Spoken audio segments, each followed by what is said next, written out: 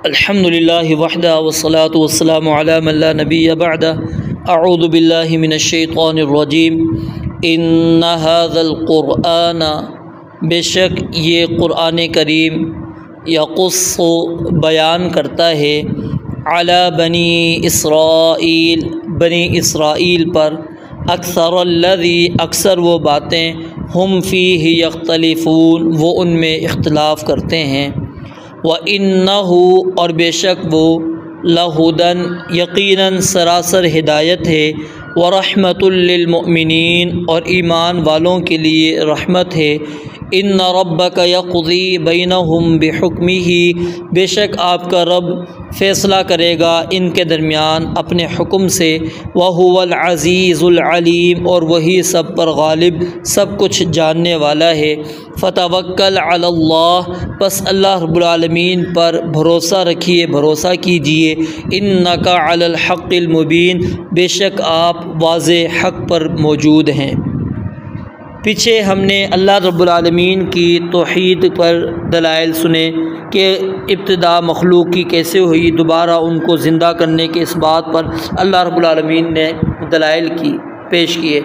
اب یہاں سے نبوت پر اللہ رب العالمین نے بحث کی۔ آپ علیہ السلام کی نبوت کے اس بات میں قرآن کریم سب سے بڑی دلیل ہے،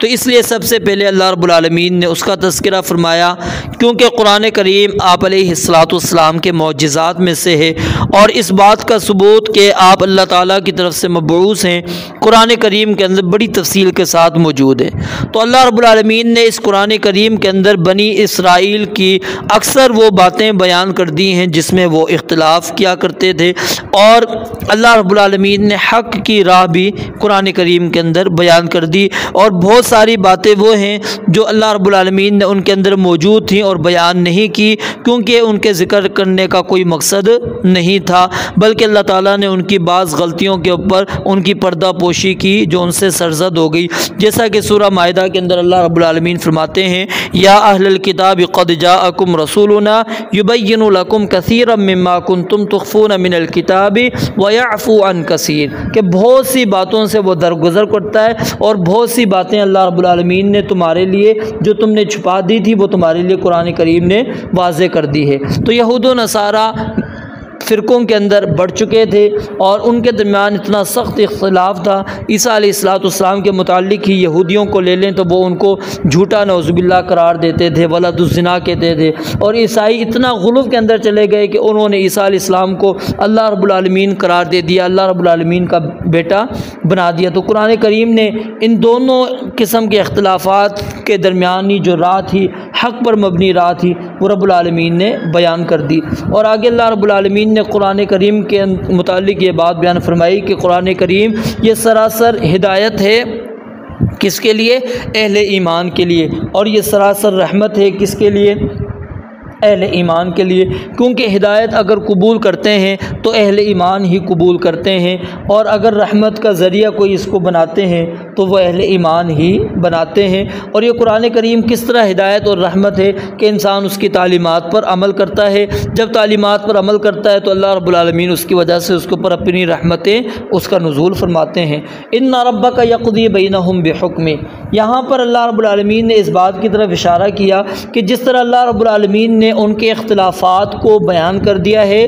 اس کے قصے اکثر بیان کر دیے ہیں، تو اللہ رب العالمین قیامت والے دن ان کے درمیان میں فیصلہ کرے گا۔ کیونکہ العزیز وہ اللہ رب العالمین سب پر غالب ہے، کوئی اللہ پر غالب نہیں، اور العلیم وہ ہر چیز سے خوب واقف ہے، کوئی بھی چیز اس سے مخفی نہیں ہے۔ یہ نہیں ہے کہ کوئی چیز اس سے مخفی ہے، کیونکہ فیصلہ وہی کر سکتا ہے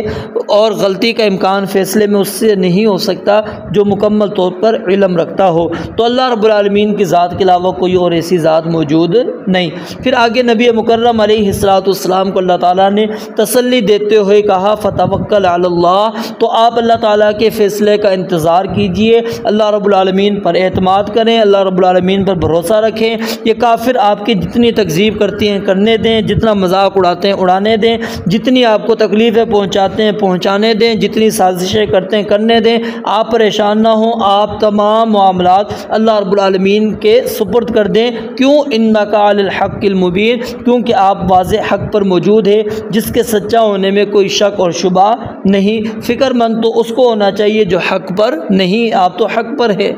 تو یہاں پر یہ بات بھی کلیئر ہو گئی کہ کچھ لوگ ہو سکتا ہے آپ کے